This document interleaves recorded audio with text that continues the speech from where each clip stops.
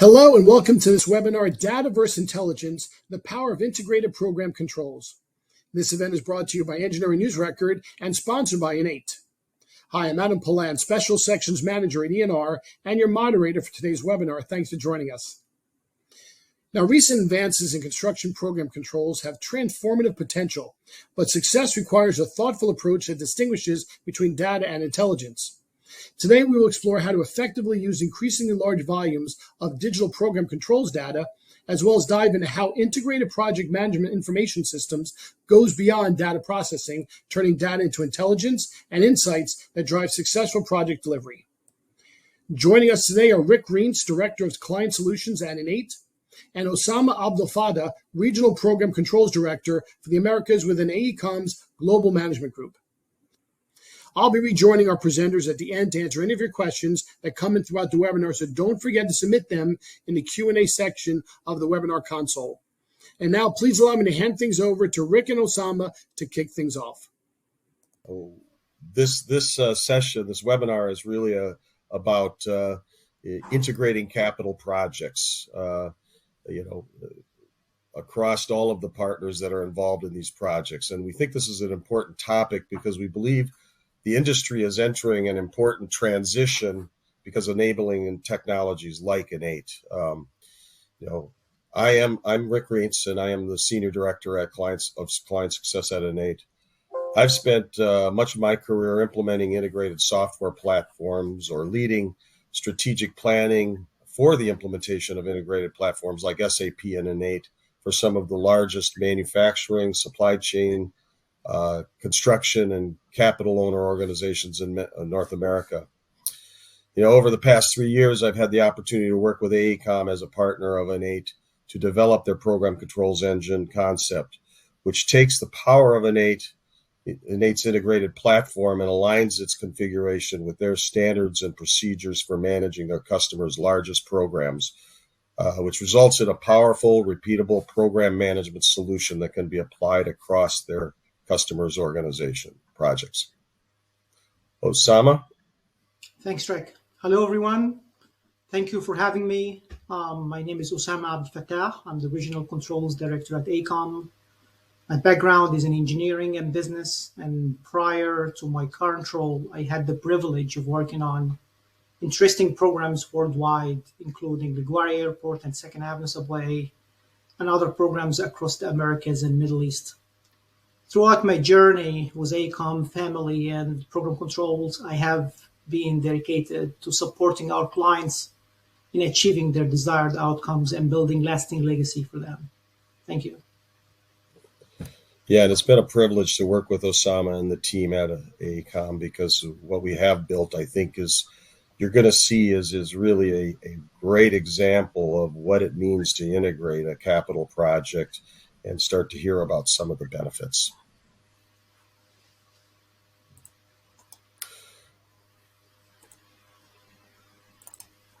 So before we get into the meat of the webinar, I wanted to talk a little bit about InEight, because I'm not sure everybody is familiar with who InEight is. But InEight provides one of the world's most comprehensive capital asset management solutions. There are hundreds of billions of dollars worth of capital projects currently being managed in the platform. It is a comprehensive platform that can help organizations manage the entire life cycle of a capital project. It includes the functionality necessary, things estimating, cost management, schedule management, risk management, design management, construction management, document control, compliance, quality, commissioning, and virtual design and construction. All are covered under one platform. It's an integrated platform where the modules communicate with each other and share the information they need between each other to help manage the program. It's also modular, though, because then you can implement what you need when you need it. You don't need to implement everything all at once. It's a modern platform, and so you can take advantage of the fact that it's in the cloud, it's available anywhere, it's an open architecture, so integrating with the platform is relatively easy. I won't say it's cheap, but it is possible to integrate And we frequently integrate with things like ERPs because it becomes an important add-on, as you'll see later on. And then finally, it's a very secure platform. We have very tight controls over access to the data, and it's a very safe environment. So, at the end of the day, the platform is showing that it definitely can deliver project certainty for all of our customers.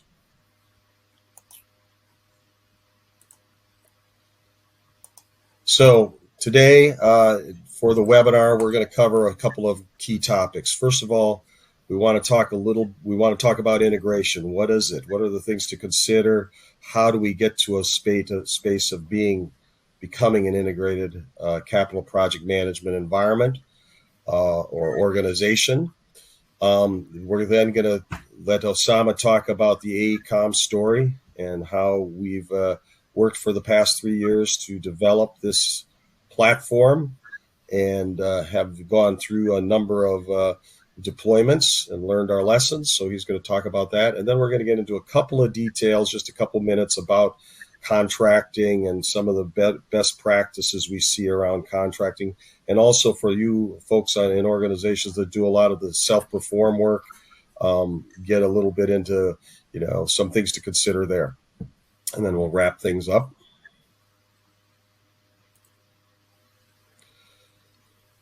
So, to get us started to think about integration and things to consider,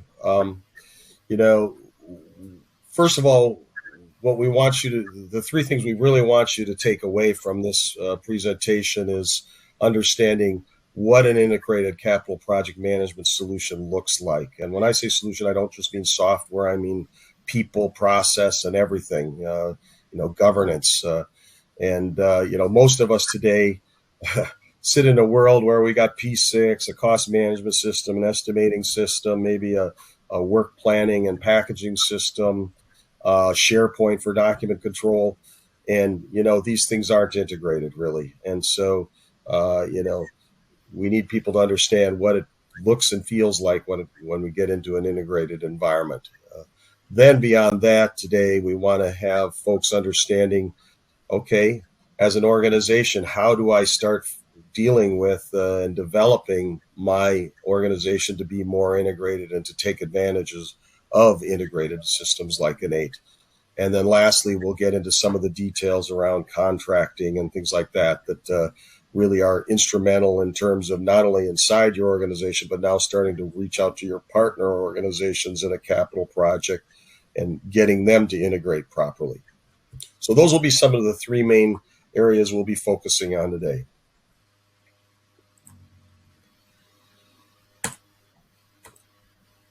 So think about the reality of capital projects. And I know all of us sit there in our own organizational bubbles and play our roles. And so, but let's all realize that when you look at the full scope of a capital project and all the partners involved in it, it is a wildly complex endeavor. Every project is unique. The assets being built are unique. The locations of those assets being built are unique,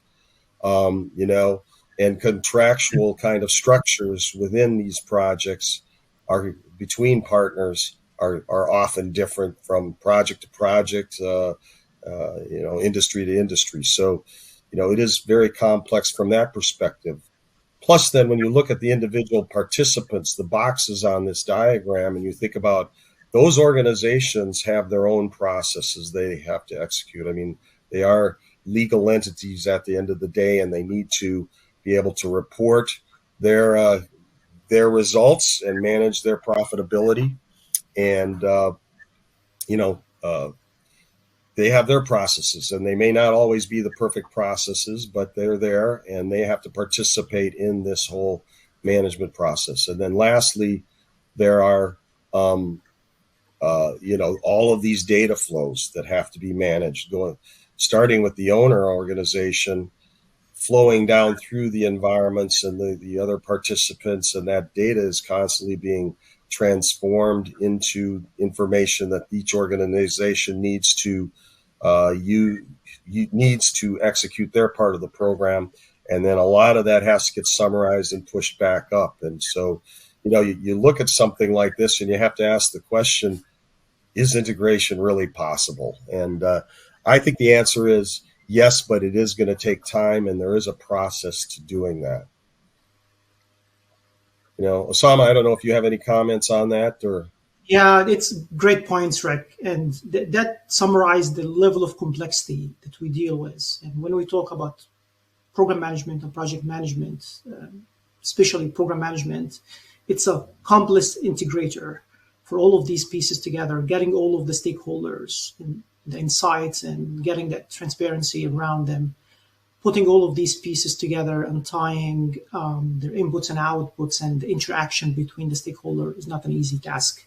That's why it requires more than just a solution. It requires that framework that you mentioned. Yeah. Excellent. Great. There's going to be a quick poll now that we're going to do, because what Osama and I'd like to do is understand who's involved with this webinar. So if you would please take a second to go in and select the owner, the capital project roles that your organization may perform. So while we're doing that, Rick, I want to mention that today I will be focusing on taking the side of the owner perspective, and I will add more additional detail based on my experience with different solutions and type of organizations. Right. Very good. All right. Well, it seems like we are starting to settle in on a number. So let's move on. So you can see we've got a nice cross section of folks involved with the webinar. So that'll be good insight as we move through this presentation and webinar. We will try to tailor some of our comments towards the fact that we've got not just owners and owner reps, but we do have contractors and engineers, architects, and whatever other is. So maybe suppliers or something like that. But we will. And also, as I'm seeing, there are comments showing up in the chat, so please keep them coming. We will come back to those at the end of the presentation. So feel free to add those comments. All right, so we're going to move on to the next topic. So as I mentioned in my introduction, I've spent years implementing SAP, and my first many years were dealing with manufacturing and supply chains, and in many cases, global supply chains like DuPont or ITT, and helping those organizations to envision what their integrated organization would look like from a manufacturing and supply chain and distribution perspective, in order to really automate their systems and their processes and increase their profitability and things. So I will say that the manufacturing environment and supply chain environment, in my mind now that I've been in construction for 14 years, is really easy compared to construction. I mean, if you think about it, in the manufacturing world, they have a set of products. Those products evolve over time through engineering changes and product improvements. The organizations and people involved in the process stay fairly constant, and construction is not that way at all. I mean, it's a very dynamic kind of environment. But having said that, I think there's a couple of things that are relative, and we should take as learnings from what I've seen over the last 20 some years, 30 years actually, as I did my SAP implementations. And that is that, first of all, in order to make those supply chains integrated, there had to be technology. I mean, the advent of ERPs and then broader integrations of communications between companies had to be in place in order to enable the growth and improvement and the expansion of supply chains globally. Secondly, I think is taking an inside-out approach to becoming an integrated organization is essential, because you have to kind of start with your own internal processes, build them up, get them aligned, get them integrated, before you can really effectively and consistently work with your partners in the process. And so I think those two kind of concepts I would leverage, or I'm leveraging from my manufacturing supply chain experience in the construction management world. So I don't know, Osama, if you had any comments on that. Absolutely. Yeah. This means integrating all of the program management and project management aspect within an organization. So let's think of that. Think of the power of integrating schedule, cost, risk, change, contract, and document. All of that, all of these work together, and the benefit and the data synergy between all of these aspects. That would lead to even being clearly define each function, internal process, and define the handoff from one aspect to another. That was internal, yes. And second, it makes us to think on how the handoff even between one organization and another, yes. So that would lead to having a contracting standard that can apply to any supporting organization, and having a standardized data sharing structures. And we'll be talking about that more in the next few slides as well. Okay. Thanks, Osama. So, next step. You know, a lot of my work with these companies has thought about maturity matrices, and using them as a means for customers to think about, where am I at, and what is my roadmap to getting to be world class. And you know, for this webinar, I did a little bit of work, a little bit of searching around to see if I could find a relevant maturity matrix. I struggled with that, so I made up one. It's not perfect, but it gets to the point that I would like us to think about, or the points I would like us to think about. You know, because we have to, as I said before, we have to think about our internal process maturity first, and then we can think about our contracting maturity second. Now, Osama and I discussed, well, reality is you can work on them in parallel. But as I said before, in my mind, you know, in order to get to the top level on the right-hand side here, you know, you really got to have your internal house in order first, and then once you get your contracting kind of things to get your partners integrated in, you can actually get to the top level. So, and I don't know, Osama, what's been your thoughts on this as you think about AECOM in this context? Yeah, so let me share that how we dealt with that within the AECOM. So when we started our journey in configuring the controls engine, we already had established sets of standardized process and procedure as a mature organization. However, our goal was to refine them and to better suit complex programs and ensure consistent approach to delivering major programs. And one of the most valuable lessons here is that process requires continuous improvement and close collaboration with our clients to ensure outlining requirements within the contractual agreements, which is crucial. Having the process and procedures, but we're not embedded in the contractual agreements, that will lead to lack of application. So by doing so, we can achieve consistency and maintain a seamless workflow around all of the stakeholders and the programs, and derive the desired outcomes, transparency. Right. Yep.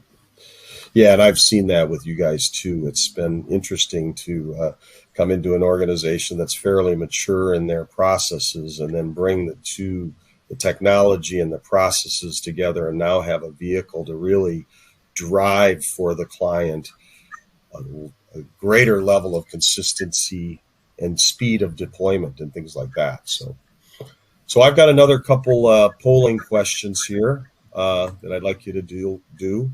The first one is related to how would you look at your internal process standardization / integration?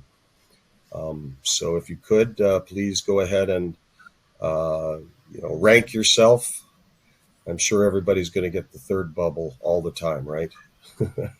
So, all right. Well, this is great.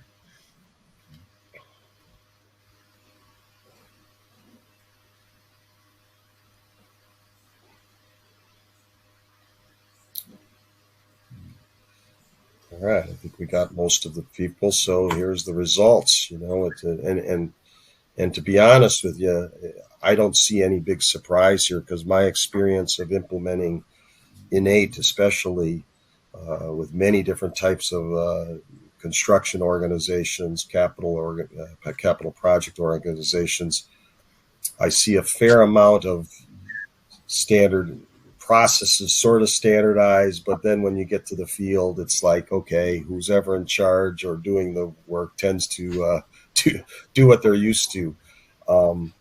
It's a rarity, but I have seen a few organizations that come into it, an implementation and already have a fairly solid set of standards that they try to drive across the organization.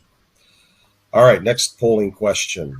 When you think about the contracting process that you have in place, think about the standardization of your contracts. Where do you rank yourselves at?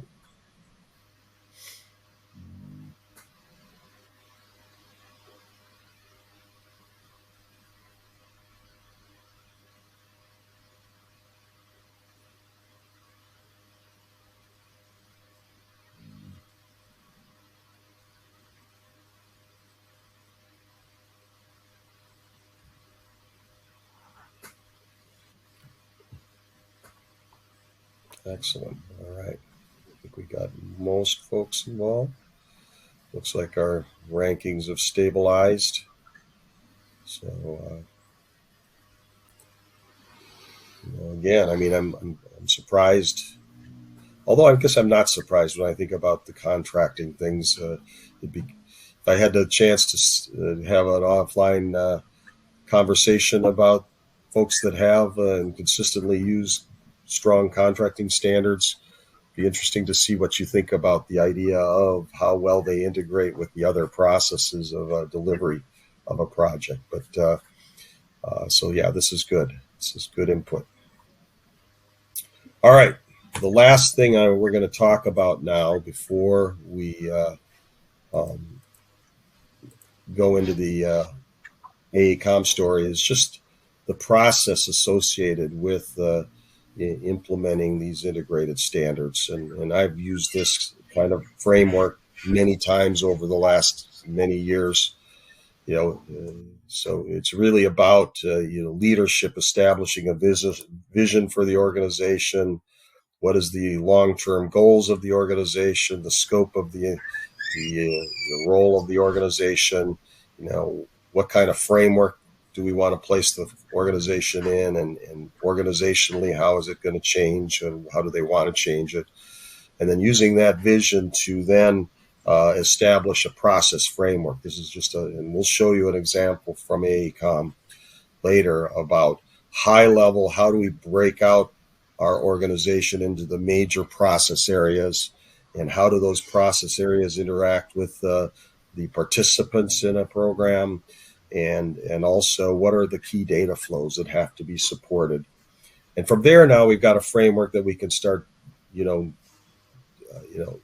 splitting up into teams based on the various process areas and go through that process of gathering requirements and designing the solution, and recognizing that that can be a somewhat iterative process, that as you get into the lower details, you might realize, I made some bad assumptions up above. And so there's a little bit of back and forth, but at the end of the day, you want the organization to come through with a design and then be in a position to pilot deploy the design. And then from there, learn from those pilots, refine what you've got, and then move into continuous deployment of the solution. And what I like to think of as a learning organization, just a continuous growing and growing and growing of the organization, adjusting, adapting, and improving. So any thoughts from you on that, Osama? I agree on all of that, Rick. Yeah, it's exactly. Going through all of the process itself is really it's a journey. Yes. Yep. We've been living it. Yeah. So let's hand this over to Osama for a few minutes to talk about the AECOM journey and story. Thanks, Rick. Glad to share part of this journey with the team here.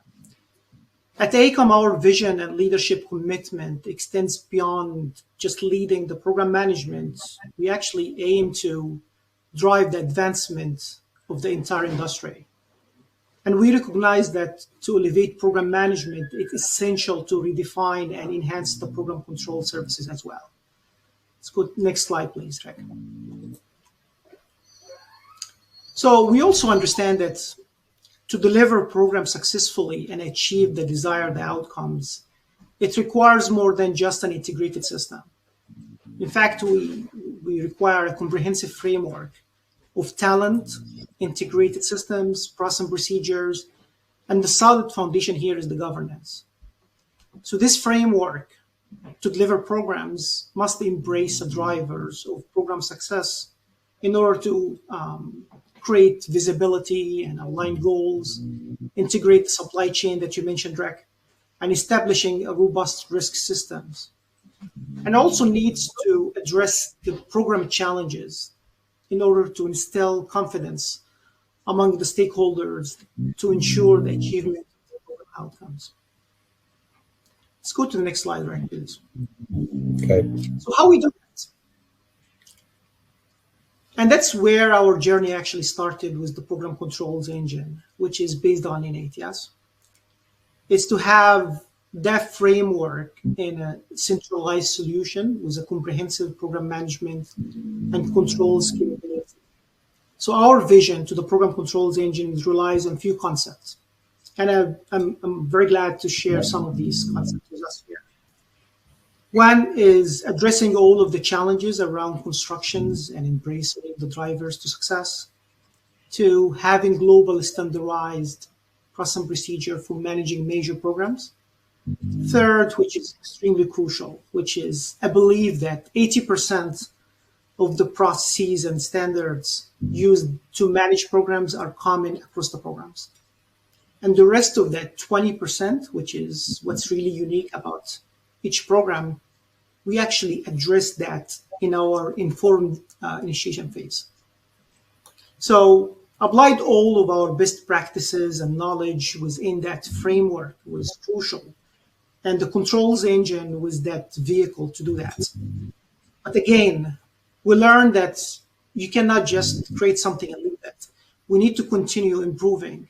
So continuous improvement and application to the lesson learned is always backed in our theory and our practice to the controls engine.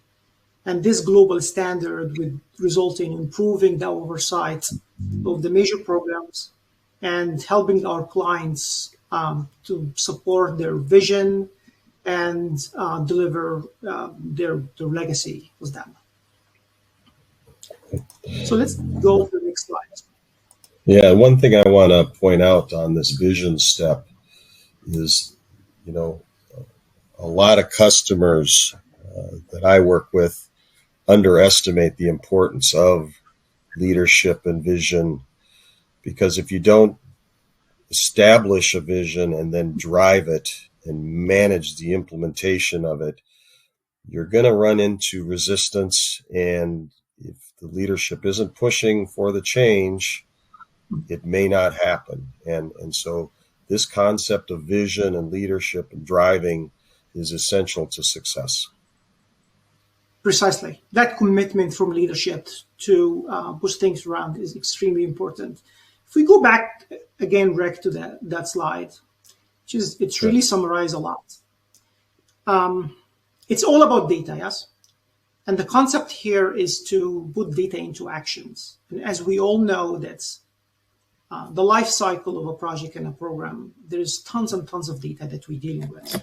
So the vast amount of data that's generated throughout the program life cycles need to be put in action. And we need somehow to transform data into information and intelligence that can drive our informed decision.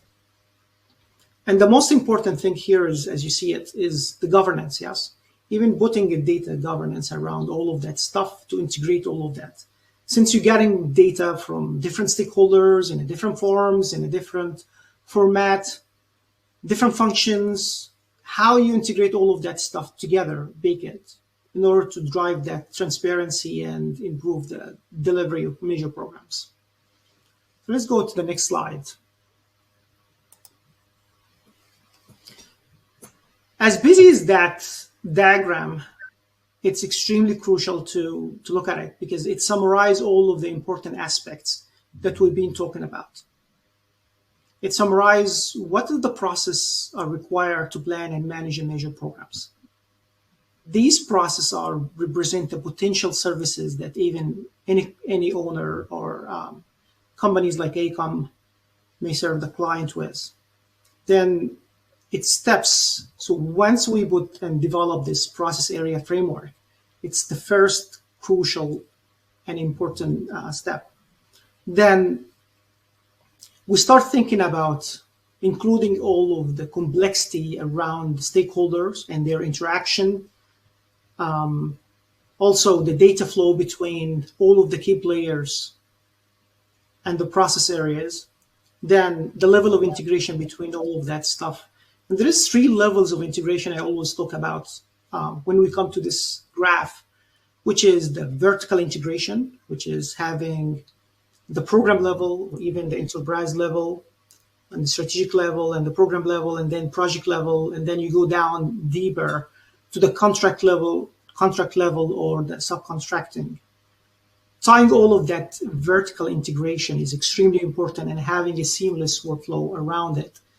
It gives a great opportunity to align between the top-down strategy of the program and the bottom-up execution strategy, which is extremely crucial as well. Why is that important? Well, when we put a plan, we always seek to optimize it, yes? And without having that overall holistic view, it's extremely crucial. Because you need to consider all your funding strategy, you need to consider your procurement strategy, supply chain, and risk profile as well. And without having that holistic view, somehow things will go wrong. Second level of integration I always think about, which is having a framework can support the program from initiation to design to procurement to construction to close out. And that will require as well, part of that integrated system is crucial as well.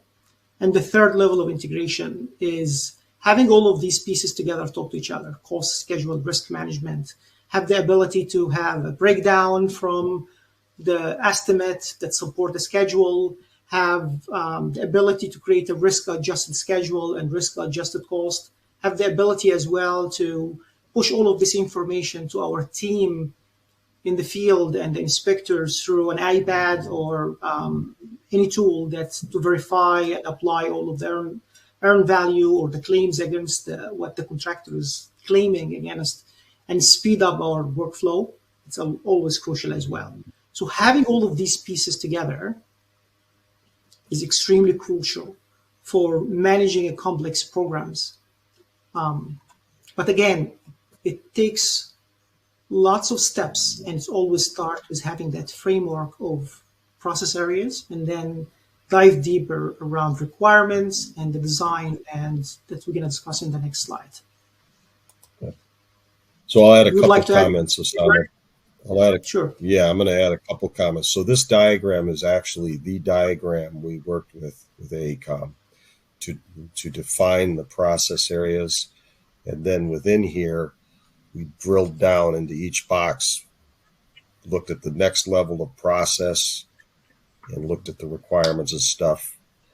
Now, every organization is going to have a different type of process flow. I mean, a general contractor is generally not going to have the capital planning level of stuff in this diagram.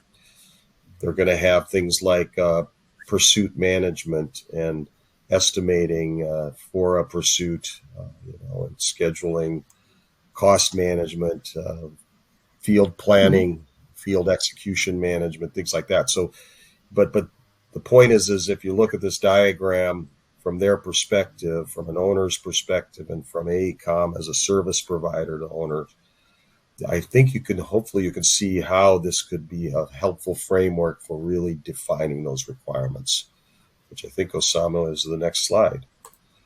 Precisely. And as you mentioned, Rick, this is, as we said, it's a complex process and it's complex integrator as well. So bringing all of the stakeholders, getting the designers, getting the contractors, getting the owners, getting the consultants work together, that would shape that frame.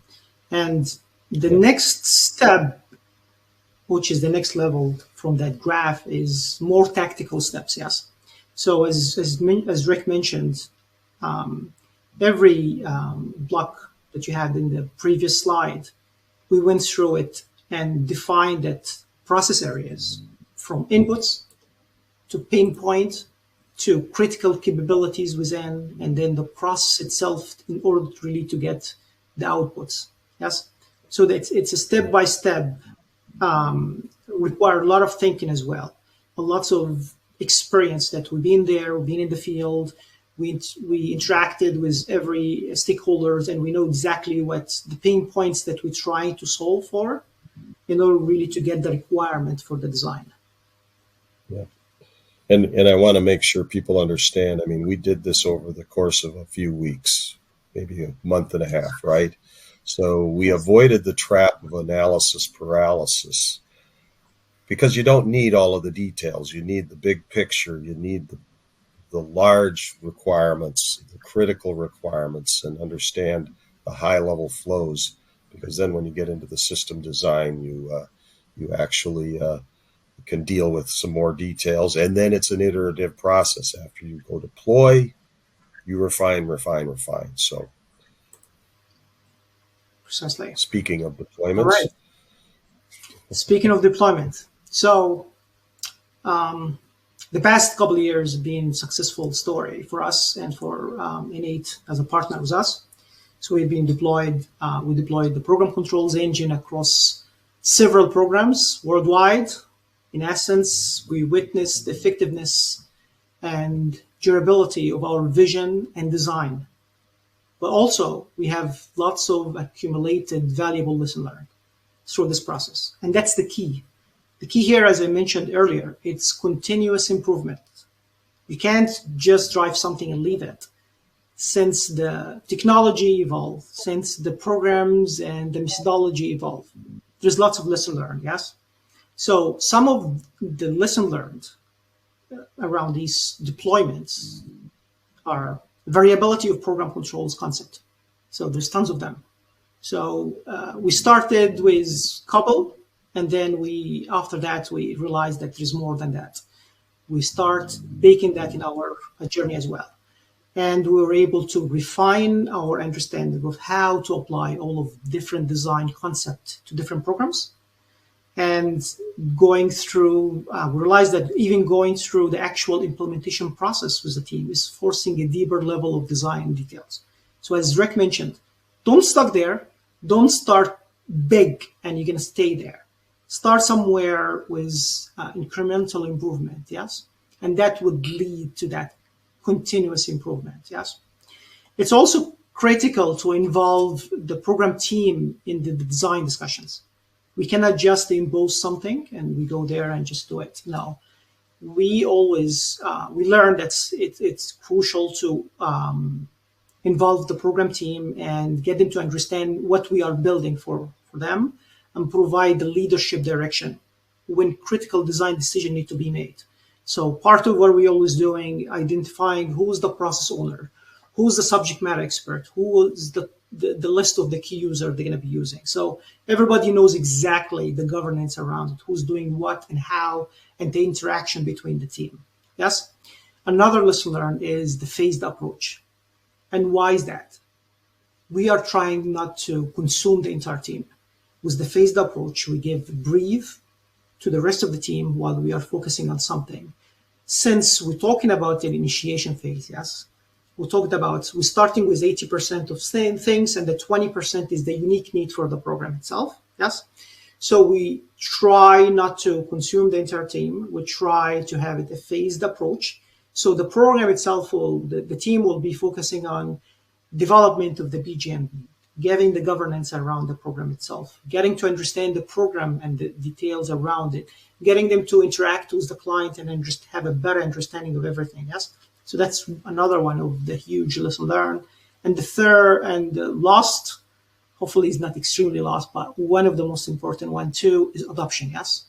Ensure continuous monitoring and support to the team. We always know that people tend to revert back to what they are comfortable with, which is fine, but at the same time, we are pushing for change. That change would lead the entire industry, yes? So these are part of the lesson learned. But what are the benefits that we really were very tangible for us when we start deploying? Well, was that having that 80% design and the focus on the 20%, that speed up the deployment. Yes, so we have speed of deployment, and then at the same time, we're empowering our team with a solid framework. Yes, it's not a tool, it's a framework. We are enhancing the capability within our talents. Yes, so the learning curve is always positive because we're not starting from scratch like before. Now we have a learning curve is moving up. Everybody's learning something on major programs, and we take that lesson learned and move to the next programs, and you learn something new. So the learning curve is moving up, and then improving the visibility and informed decisions around the programs. And then ultimately, which is the most important element for us as AECOM, is supporting delivering the program to meet the desired outcome from our clients. Two last couple of quick notes. So let's talk a little bit about contracting, and then we'll talk a little bit about what I'll call self-perform type of work. And so, one of the things we see as we've been deploying the program controls engine is the variability of contracting standards and expectations. And what we're driving at now is to get out ahead of that and try and set expectations about what are the key concepts that we have to make sure we have included in the contracts and have them properly structured so that the organization, the vendor, or whatever you want to call them, the expectations are properly set for the way they are going to be integrated. So as you look at this diagram, first there's evaluated scope alignment. Well, what does that mean? A lot of times we'll have things like bills of quantity and schedule of values and things like that. And usually those things are a very high level kind of list of things, quantities with maybe a unit price kind of thing potentially. And that's a good start. But what we really want to see going forward is to have that bill of quantities to be structured in such a way that not only do we see the total quantities, but we also want to start to be able to see where in the program or project those quantities need to be realized. They have to get tied into the schedule really. So we could say, hey, at this point in the project, we should be doing this kind of work, or this vendor should be doing this type of work. So properly structuring that is a huge value add from a management perspective and tracking. Then there's also the concept of schedule alignment, which is different than bills of quantities. I mean, every program, the schedule is kind of like the most important document in a program or in a project, because it breaks the thing down into what's happening where and when and all of that good stuff. And if you've got multiple partners involved in a project, they all got to be looking at the same schedule, and they need to have the expectation that their input into that schedule has to be properly structured and properly reported. A lot of times we get the contractor submitting a schedule. Well, that's wonderful if I got a 25,000 line schedule, but how do I line that to what the actual project itself needs that goes beyond what that contractor is delivering?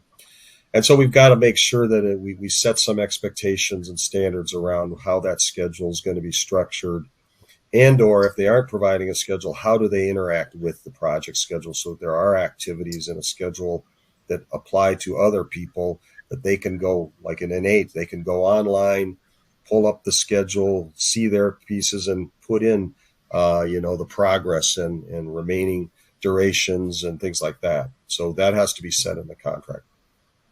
Then, of course, how do they report the contract processing? If we've got a good bill of quantities and schedule of values, it's going to be pretty easy for them to submit their progress.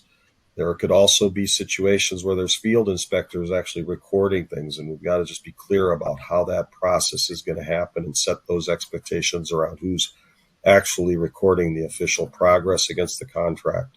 And then lastly, of course, the invoicing, receipt of invoices with the appropriate supporting documentation, and being able to look at that stuff and verify it against what has actually been recorded in the previous steps is another concept, and also submitting that stuff in a standard way into the document control system. So those are some things around contracting that we're seeing that I think are lessons learned that I think we could do a better job when it comes to contracting. It's crucial as well. Sorry? It's almost crucial to have that embedded in our the contractual agreement to apply them. Yep. Exactly. Yep. And then the last thing before we wrap this up is really thinking about the what I'll call self-perform. But we've got our engineering firms here that have their deliverables and their teams and resources involved. You have contractors that are actually doing the construction work and have their crews and equipment. So you need to be thinking about in this system how do I integrate that into my budget and schedule? How do I break that down to a level of detail to where I can actually see what are my deliverables, who's working on which deliverables, how much have they completed, and how are they on target for the amount of effort spent versus what we thought it was going to take? What's their earned value of the work they've completed? And so, within the system, you want to be able to kind of tie that into the schedule structure. You want to tie it into the schedule structure and tie it into the budget structure. So you're really seeing true earned value based on progress and effort and expense expended on the project. So having said that, as kind of a wrap up, we've introduced the idea of what is integration in the capital project space, and what's the process of getting that implementation and improving your integrated flows and integrated processes.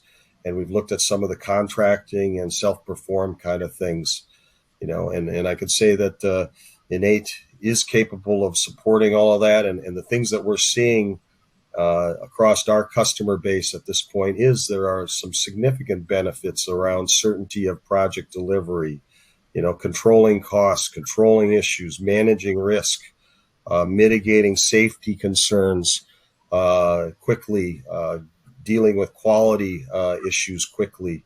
All of those things are becoming instantly available as they occur on a program because of an integrated platform.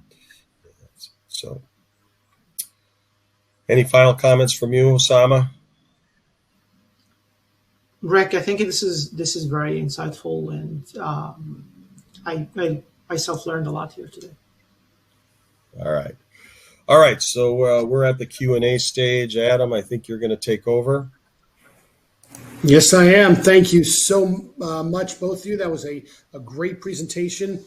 Now, before we address your questions that came in throughout the webinar, I would like to remind you that we encourage your feedback. Please take a few moments to complete our webinar survey, which you will see on your screen now, or you'll be redirected to it at the end of the program. So let's get to our first question. So how do you see the role of artificial intelligence impacting this issue? How important is AI usage governance at a corporate level? Well, that's a great question. And we are thinking a lot about that these days. But I will say that actually the story begins probably 14 years ago when the company I was working for, a large general contractor here in the U.S. or North America, Kiewit, they were all about data analytics and things like that, which to me was sort of a forerunner to artificial intelligence. Artificial intelligence is a far more efficient way of doing it. And what I will say is at the foundation is AI's fundamental base of greatness, if I could say that, is having good data underneath it.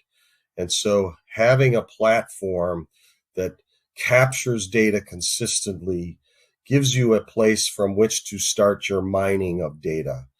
And that's what artificial intelligence, at least in part, is going to be doing, is it's going to be looking at past projects, past costs, past schedules, and pulling out of those things lessons learned and making that information available to future projects.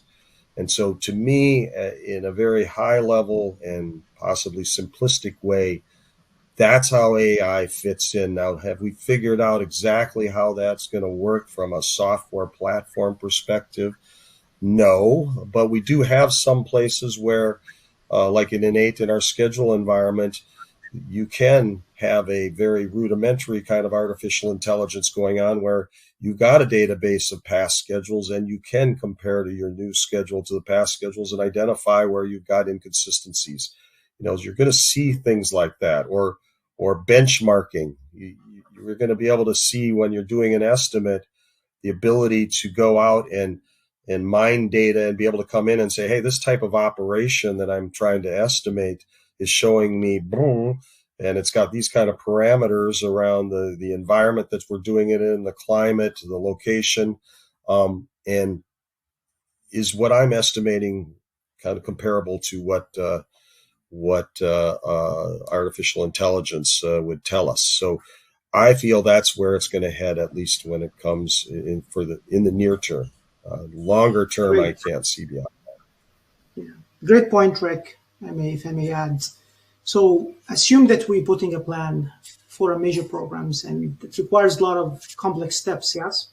So let's assume that we need to integrate all of these together and then run lots of scenarios to get the optimization. Think of the steps that we need to do. So think of the time currently we need to do and take to really get to that optimization and run tons and tons of scenarios and get to the optimum scenario. So if AI can help us doing that, considering all of the factors, considering all of the risk profiles and the strategies around delivering major programs, and put all of that together, and then come to a point that we pick or select the right scenario, and then look at other scenarios as well, just in case what if scenarios around it too, if something happened like this, what is the right mitigation measures around it? AI can support on that drastically. And that's what I'm really looking for in the future. That's outstanding. Yes. So we may have covered this and we may not. How do you see controls differing for self-perform work versus GC sub-management work? Well, I think it's the level of detail that you have to manage, right? I mean, if I'm a piping contractor, I mean, I'm going down into a lot of very detailed weeds about, pipe diameters, materials, weld types, hanging structures. All of this stuff is incredible amounts of detail that has to be defined and understood. Now, once you've got that, and I will say most contractors understand their work. So now it's a question of, is there a system that you can put that into to say, okay, I'm doing this type of work. What are the materials I need? What are the equipment I need? What are the people I need? What are my productivity factors for this type of a weld? So being able to, though, bring that all inside of a system, and even at the estimating stage, being able to use that information to estimate that work accurately, and then be able to put together a bid based on that estimate is very different from an organization that deals with contracts, because they're going to either have a gut feel about how much some certain operations may cost, or they're going to go to a contractor and ask for a bid. And so they're not going to deal with a bottoms up. And then owners are even at a higher level of less detail than the others. And so to me, that's how this all comes together and is capable of being done within in like the InEight platform, in an integrated platform. Excellent. All right, beautiful. So next question, what data flows between partners are the most challenging? Oh, yikes. I'm going to say schedule. I find schedules are just some are so detailed, and the structures and that schedule world is kind of, today in the current world, is so isolated. If you're a scheduler, you own that space and hardly anybody else gets access to it. And then trying to apply standards all the way from the bottom to the top, the contractor through the general contractor up to the owner. Really, it's a challenging nut that we are starting to crack. But I see that just the complexity of all of the data structures are very complicated. So I see that as the hardest space.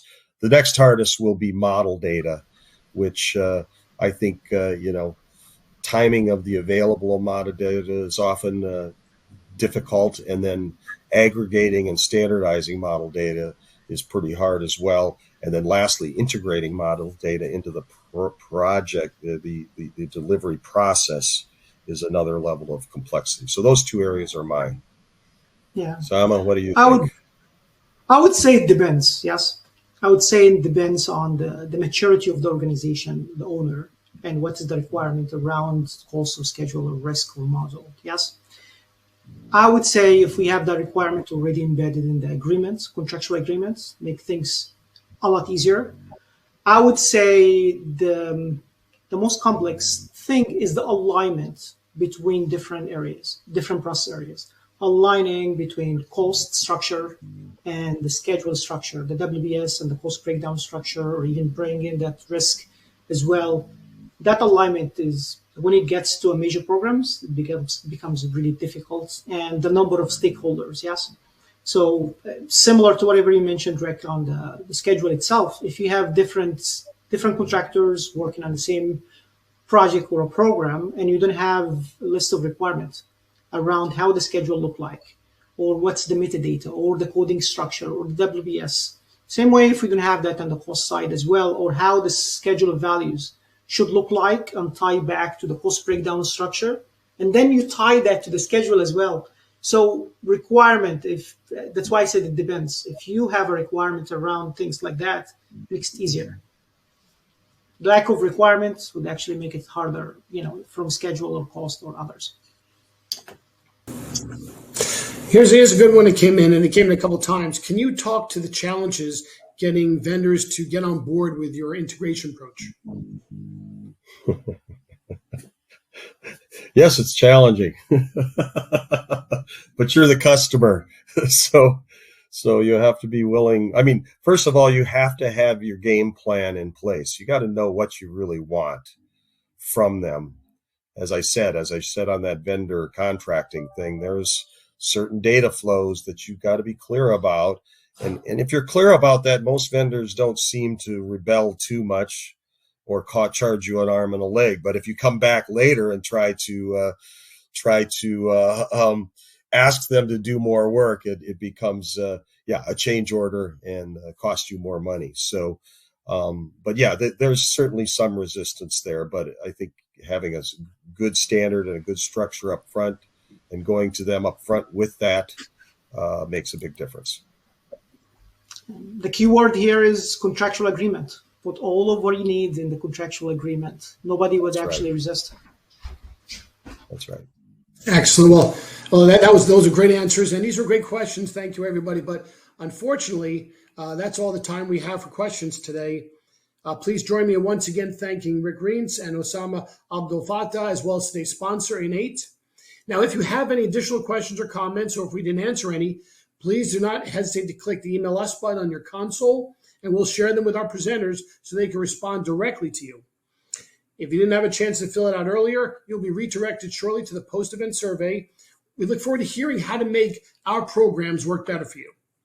Visit ENR.com/webinars for the archive of this presentation to share with your colleagues, as well as information about upcoming events. Thanks again for trusting us with your time. Have a great day.